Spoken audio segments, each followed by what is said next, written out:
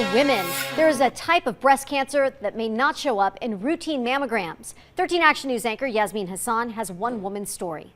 Within a 2-week time span, I went from being perfectly healthy and worried about being allergic to my laundry detergent to being diagnosed on New Year's Eve with breast cancer. It was that rash on her breast that led Beth Parecka to a diagnosis of stage 4 inflammatory breast cancer. He explained to me that it's not the type you want.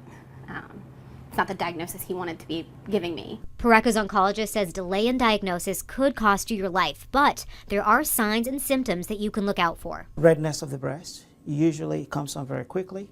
Usually there's painfulness and it's tender and something's not quite right.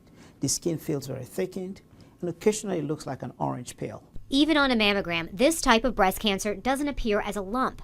Often, the symptoms are misdiagnosed as a breast infection. But Parecka kept on asking questions, and it was those questions that likely saved her life. I was in chemotherapy for 5 months.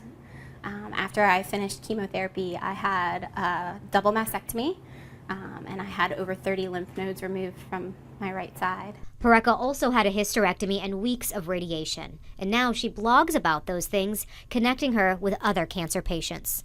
I've been learning slowly how to live my life the way I want to live it, while also living as a breast cancer fighter. Yasmin Hassan, 13 Action News.